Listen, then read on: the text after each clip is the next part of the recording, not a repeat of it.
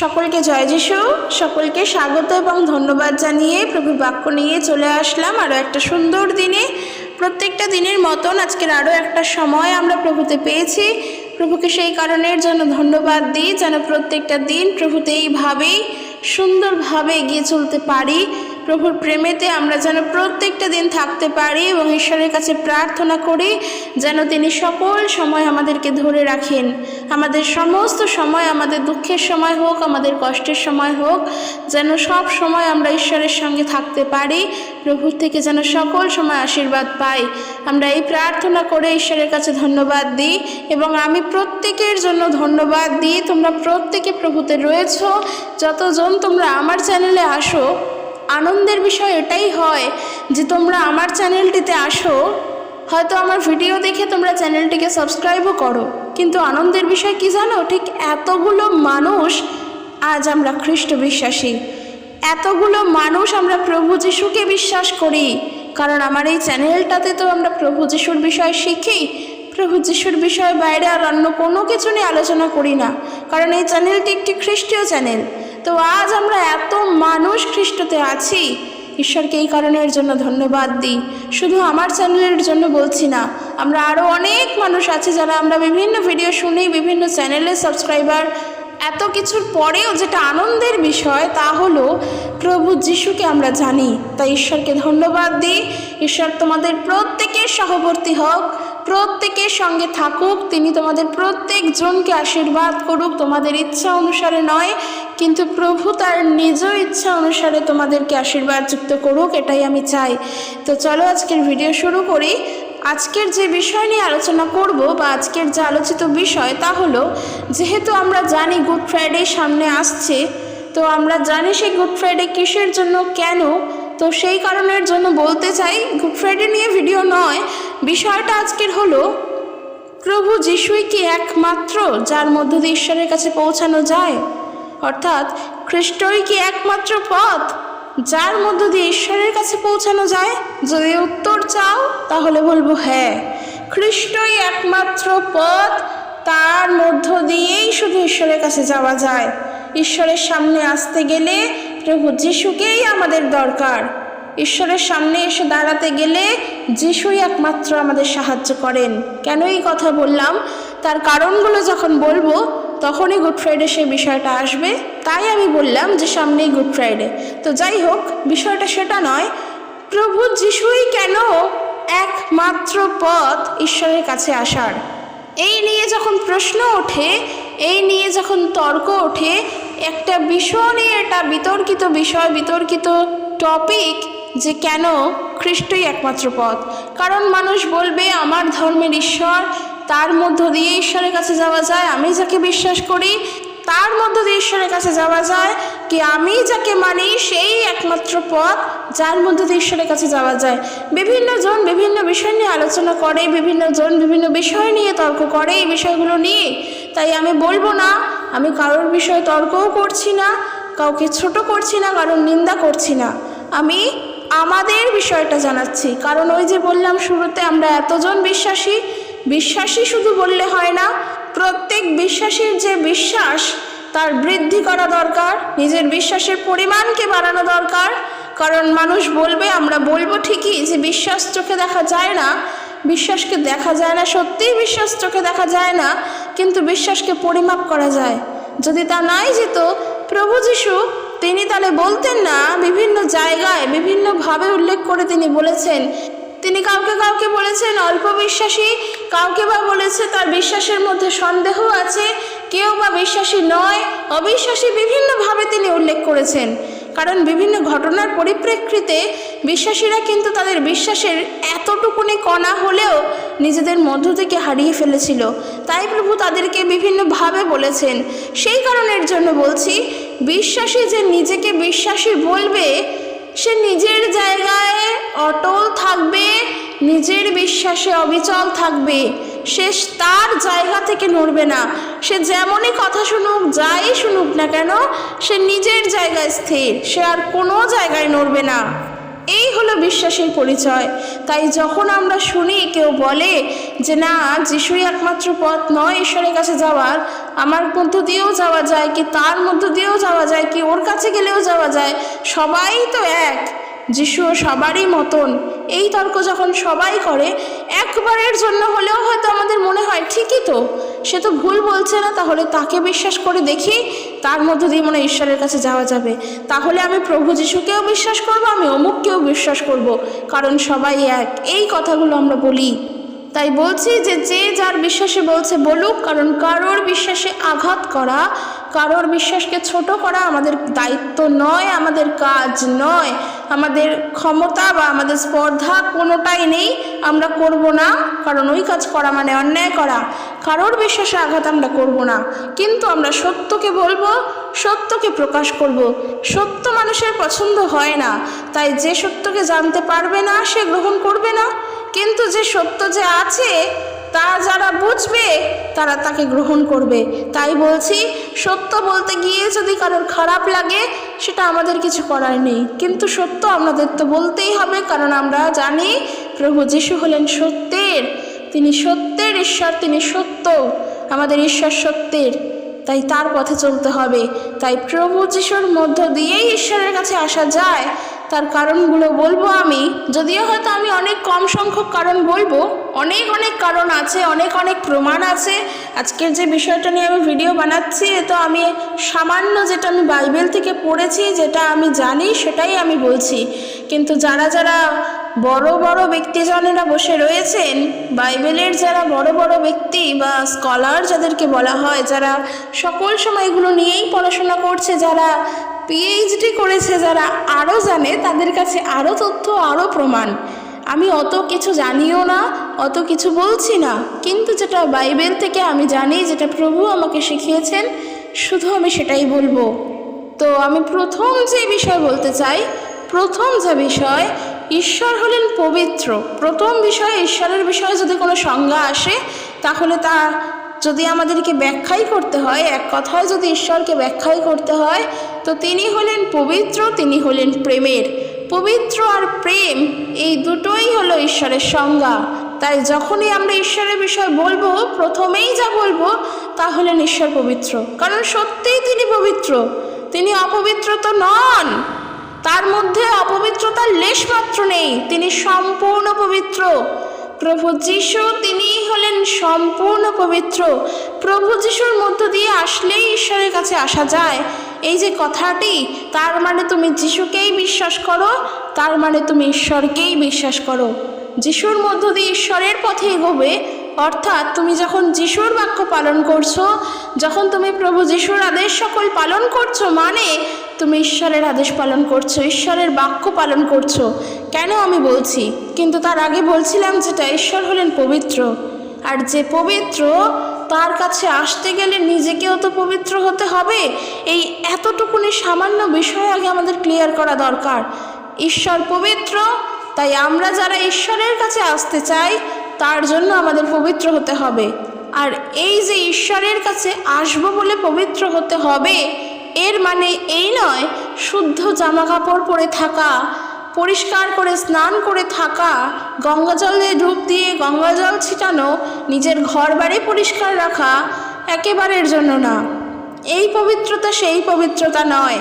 পবিত্র হতে হবে হৃদয় থেকে, নিজের সকল ভুলের জন্য, নিজের সকল পাপের জন্য, নিজের সকল অন্যায়ের জন্য সকল সময় আমাদেরকে অনুতপ্ত থাকতে হবে, প্রভুর কাছে এসে তার জন্য ক্ষমা চাইতে হবে, কারণ ঈশ্বর আমাদের হৃদয় দেখেন, তাই না? প্রভু যিশু কিন্তু অন্তর্যামী। কেন বললাম যিশুর মধ্য দিয়ে আসতে গেলে ঈশ্বরের কাছেই আসতে হবে, বা যিশুর মধ্য দিয়েই আসতে হবে ঈশ্বরের কাছে আসার জন্য? প্রভু যিশু কিন্তু অন্তর্যামী, তিনি আমাদের হৃদয়ের সকল কথা জানেন, তিনি আমাদের হৃদয়ের কথা জানেন, তিনি আমাদের অন্তরের কথা শোনেন। কারণ আমরা জানি, এর প্রমাণও আমরা পেয়েছি, যখন প্রভু যিশু সেই পঙ্গুকে সুস্থ করেছিলেন, এবং আমরা জানি ওই পঙ্গু ব্যক্তিকে ওই ভিড় জনতার মধ্যে যখন আনতে পারা যাচ্ছিল না, তখন ঘরের ছাদের টালি খুলে, ওপরের চাল খুলে প্রভু যিশুর কাছে ওই পঙ্গু ব্যক্তিকে আনা হয়েছিল সুস্থ করার জন্য। আর প্রভু তাকে দেখে বলেছিলেন, তোমার পাপ ক্ষমা করা হলো, বা তোমার পাপ ক্ষমা হইল। ঠিক তখনই সেখানে উপস্থিত যারা ছিলেন, সমাজের অধ্যক্ষরা, সমাজের নেতারা, যারা পণ্ডিত, তারা কিন্তু প্রভু যিশুকে দেখে মনে মনে বলছিল, এই ব্যক্তি কে যে ঈশ্বর নিন্দা করছে। কারণ তারা তো জানে যে পাপ ক্ষমা করার অধিকার ঈশ্বর ছাড়া কারোর নেই। তখন তারা বলছে, এই ব্যক্তি কে যে ঈশ্বর নিন্দা করে। ঠিক সেই কথা প্রভু যিশু কিন্তু পড়তে পেরেছিলেন। তারা নিজেদের মধ্যেও বলা কওয়া করেনি, তারা অন্তরে অন্তরে মনে মনে ভাবছিল। আর তাহলে বলো, প্রভু যিশু কী করে তাদের মনের কথা জানলেন? আমাদের মনের কথা কেউ যদি পড়তে পারে, সে হলো একমাত্র ঈশ্বর। ঈশ্বর বিনা আমাদের হৃদয়ের কথা কেউ জানেন না। প্রভু যিশু কিন্তু তোমার অন্তরের কথা জানে। তুমি কি ভাবো, তুমি কি করো, তোমার মনে কখন কি চলছে, ভালো কথা না খারাপ কথা, সবটা প্রভু যিশু জানেন। তিনি আমাদের হৃদয়ের কথা জানেন। প্রভু যিশু হলেন অন্তর্যামী। আমরা বললাম না যে কেন যিশুর সামনে আসতেই লাগবে ঈশ্বরকে জানার জন্য? কেন যিশুর সাহায্যই আমাদের একমাত্র দরকার ঈশ্বরকে জানার জন্য? কারণ ঈশ্বরীয় সকল গুণ, সকল স্বভাব প্রভু যিশুর মধ্যে আছে। ঈশ্বর যেমন নিরাকার, খ্রিস্টও কিন্তু নিরাকার। খ্রিস্টকে দেখা যায় না চোখে, খ্রিস্টের কোনো রূপ কিন্তু দেখা যায় না চোখে। যেই সময় তিনি তার শিশুদের কাছে ছিলেন, সেই সময়ে শুধু তাকে দেখা গিয়েছে। যারা যারা প্রভু যিশুর দেখা পেয়েছে, শুধু সেই সময় প্রভু সশরীরে ছিলেন। কারণ ঈশ্বরের পক্ষে কোনো কাজ করা অসম্ভব নয়। কেন ঈশ্বর মানুষ হয়ে পৃথিবীতে আসলেন? কেন প্রভু যিশু হয়ে আসলেন তিনি? তার কারণ বলি, একটা উদাহরণস্বরূপ বলি। ধরো, ওই যে আমরা দেখতে পাই পিঁপড়েদেরকে, কালো কালো পিঁপড়ে কি লাল পিঁপড়ে, যখন দেখি পিঁপড়েরা সারিবদ্ধ হয়ে চলে, তখন মনে হয় কি ওদের সঙ্গে গিয়ে হাঁটি। শুধু তাই নয়, আমি যখন দেখি পিঁপড়েগুলো খাবার নিয়ে যায়, মনে হয় কি যদি দেখতে পারতাম যে এরা কোথায় গিয়ে খাবারটা রাখে, কোথায় গিয়ে সঞ্চয় করে, খুব ইচ্ছে করে। কিন্তু বলো, সেটা কখনো সম্ভব? মানুষ আমি, আর ওটা পিঁপড়ে, একটা ক্ষুদ্র প্রাণী, কখনোই সেটা সম্ভব না। তাহলে আমাকে কি করতে হবে? আমার তো ইচ্ছা করে এই পিঁপড়েদের গুহায় যেতে, সেখানে গিয়ে দেখতে ওরা কোথায় খাবার রাখে। তবে কি আমার ইচ্ছে পূরণ হবে না? একটাই উপায়, সেই ইচ্ছে হতে হলে আমাকেও পিঁপড়ে হতে হবে। যদি আমি পিঁপড়ে হই, তাহলেই আমি দেখতে পারবো ওরা কোথায় খাবার রাখে, কোথায় গিয়ে সঞ্চয় করে, ওরা কেমন করে কথা বলে, ওরা কি কথা বলে, ওরা কোথায় যায়, কি করে, সবটা জানতে পারবো যদি আমি পিঁপড়ে হই। তাহলেই সেটা সম্ভব। ঠিক সেই রকমই আমরা মানুষ, আমরা পাপে পরিপূর্ণ, পাপের মধ্যেই রয়েছি। প্রভু যিশু আমাদের জন্য মানুষ হয়ে এই কারণের জন্যই আসলেন, যেন আমরা তাকে জানতে পারি। তুমি যেমন, তোমার জন্য যদি এখন একটা এলিয়েন আসে মঙ্গল গ্রহ থেকে, ভিন গ্রহের কোনো মানুষ আসে, না তুমি তাকে জানতে পারবে, না সে তোমাকে জানতে পারবে। তোমাকে বোঝার জন্য তাকেও আগে মানুষ হয়েই আসতে হবে। তাহলেই তো সে তোমার সঙ্গে কমিউনিকেশন করতে পারবে, যোগাযোগ করতে পারবে। তুমি তাকে জানতে পারবে, সেও তোমাকে জানতে পারবে। তুমি যেমন, তোমার কাছে তো আগে তেমন হয়েই আমাকে যেতে হবে। একটু বাস্তবিক উদাহরণ দিয়ে, আজকের একজন গরিব মানুষকে আমি সাহায্য করব, কিন্তু আমি যদি তার কাছে গিয়ে আমার বড়লোকই দেখাই, আমার অনেক টাকা আছে, আমি অনেক কিছু করতে পারি, অথচ কিছুই কাজের কাজ করলাম না, তাহলে সেই ব্যক্তি কখনোই আমাকে মেনে নেবে না, আমার কাছে আসবে না, যতই আমার কাছে টাকা থাকুক।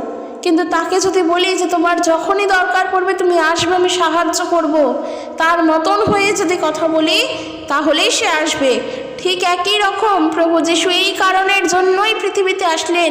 ঈশ্বর এই কারণের জন্য মানুষ হয়ে, মানব পুত্র হয়ে প্রভু যিশু হয়ে আসলেন, যেন আমরা তাকে জানতে পারি, তাকে আমরা যেন বুঝতে পারি।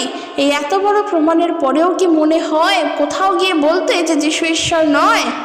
তারও বড় প্রমাণ আমি বলি। তখন বললাম যে আমরা যিশুকে বিশ্বাস করি মানে ঈশ্বরকে বিশ্বাস করি।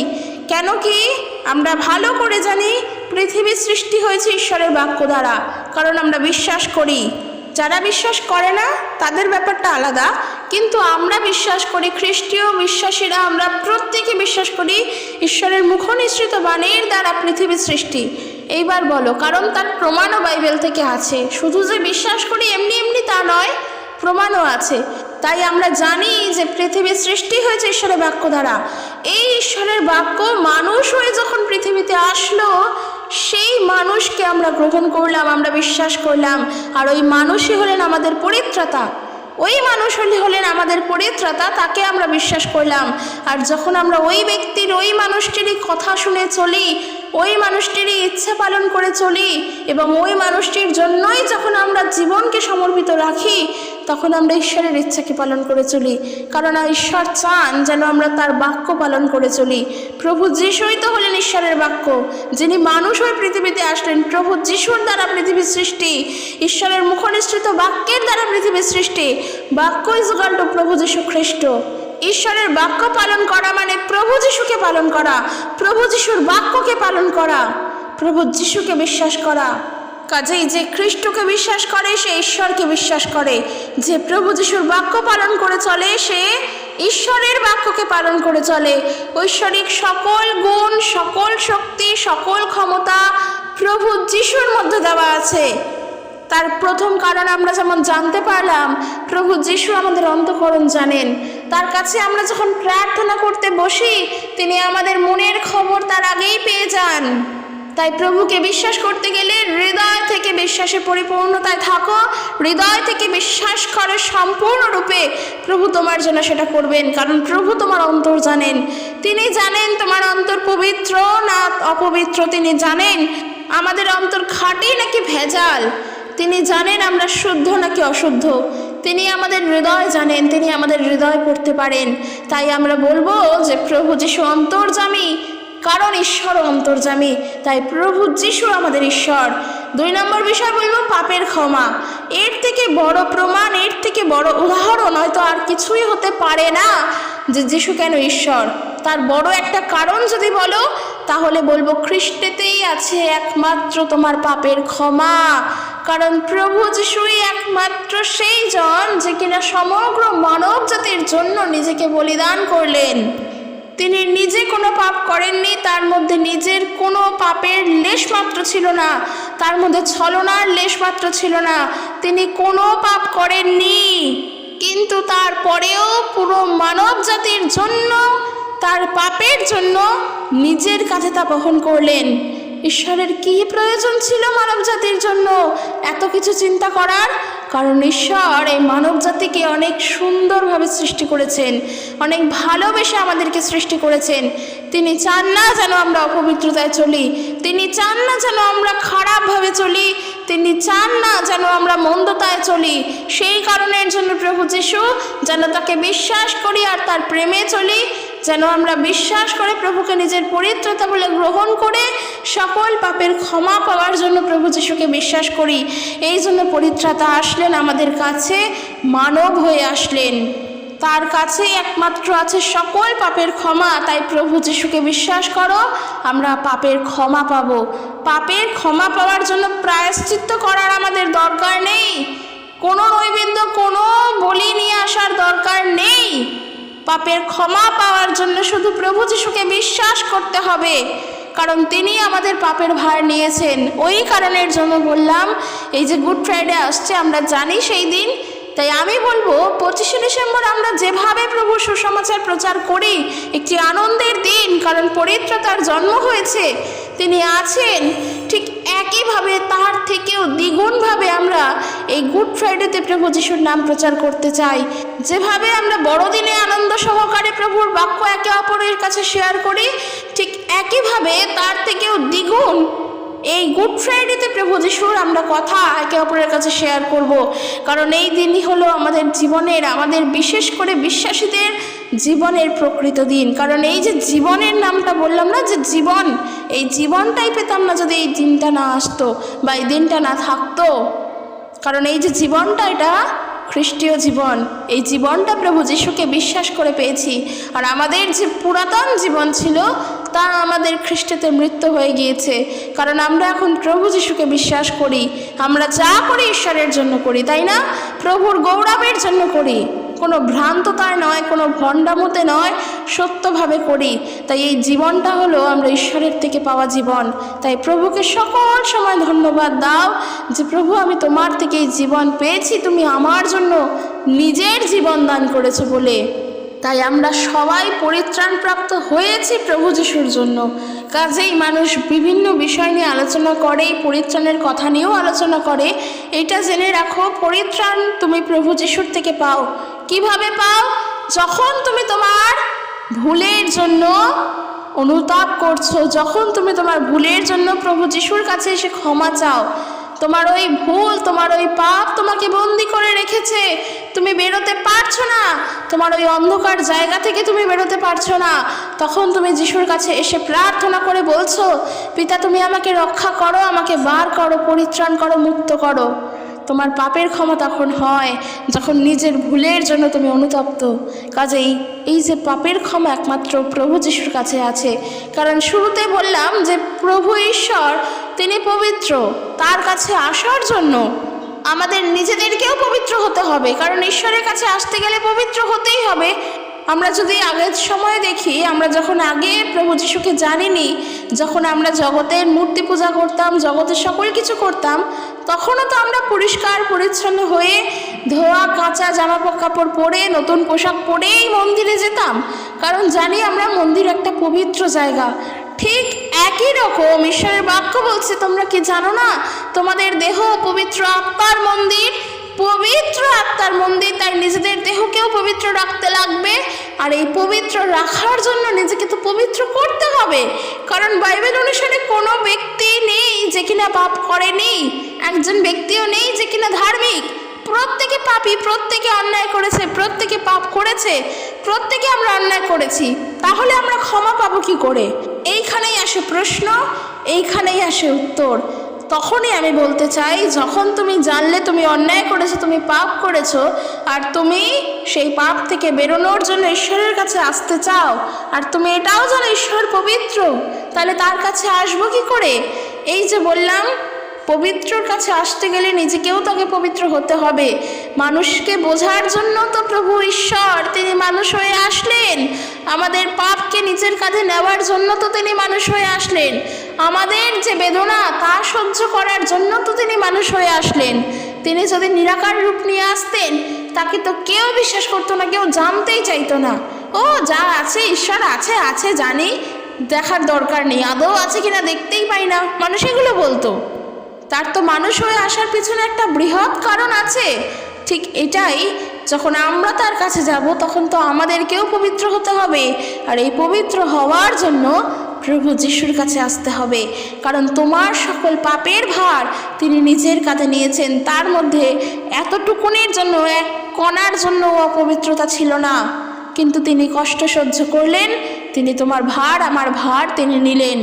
তাই এরপরেও কি বলবো না যে প্রভু যিশু ঈশ্বর নন? কি প্রভু যিশুর মধ্য দিয়ে ঈশ্বরের কাছে আসা যায় না? অবশ্যই বলবো, আমাদের জানা দরকার। আর এরপরের যে বিষয়টা বলবো তা হলো, ঈশ্বর যেমন নিরাকার, খ্রিস্টও তেমনি নিরাকার। ঈশ্বরকে যেমন কেউ কোনোদিনও দেখেনি, প্রভু যিশুকেও কেউ কোনোদিনও দেখতে পাবে না।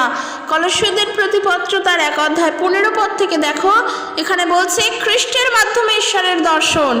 বলছে কেউই ঈশ্বরকে দেখতে পায় না, কিন্তু যিশুই অদৃশ্য ঈশ্বরের প্রতিমূর্তি এবং সমস্ত সৃষ্টির প্রথমজাত। প্রভু যিশুর পরাক্রমেই সকল কিছু সৃষ্টি হয়েছে।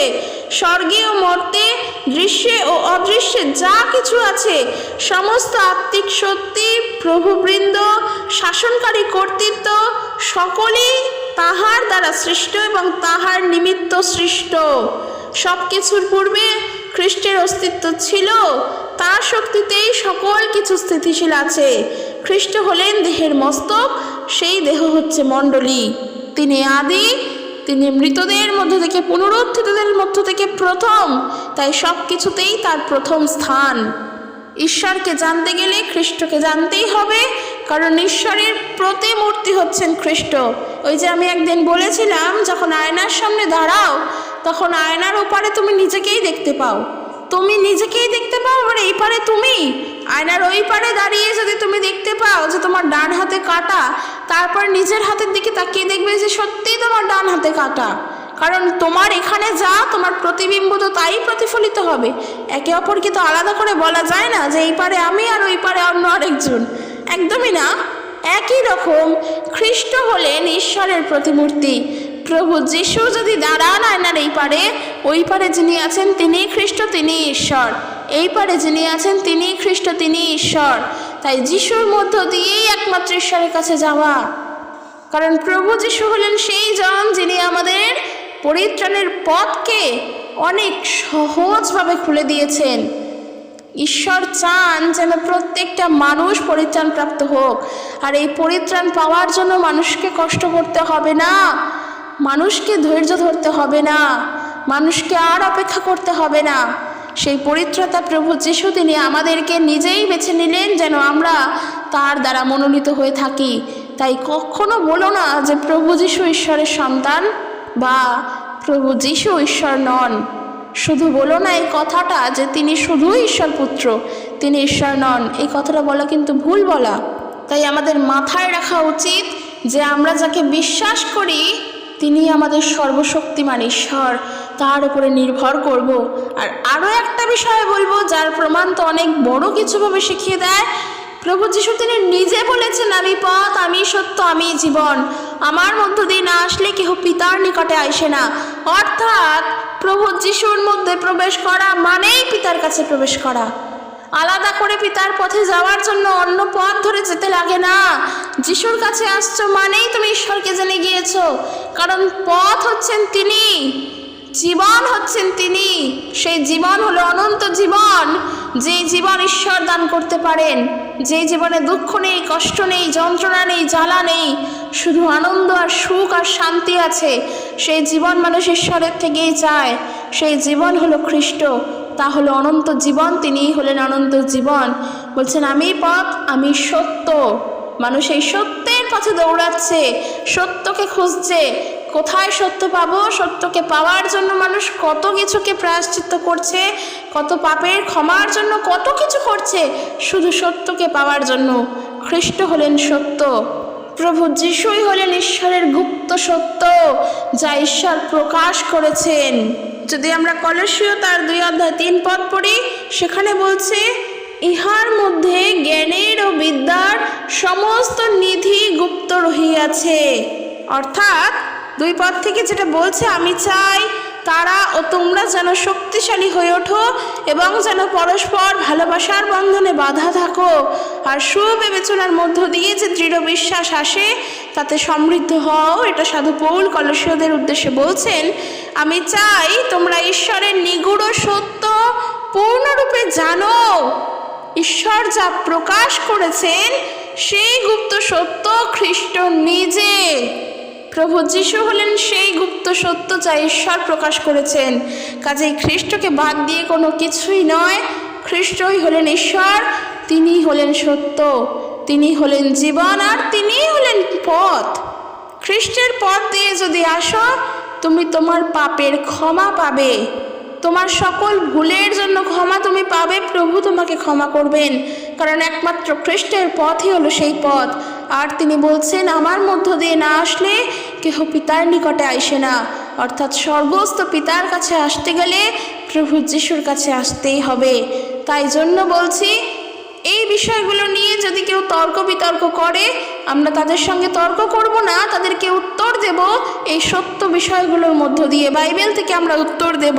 কিন্তু যে যার বিশ্বাসে থাকতে চায় সে তার বিশ্বাসে থাকুক।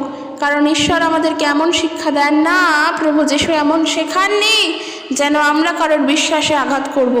একদম নয়, সেই কাজ করার দায়িত্ব আমাদের নয়, আর আমরা করব না এমন ভুল কাজ, কিন্তু আমরা সত্য বলবো।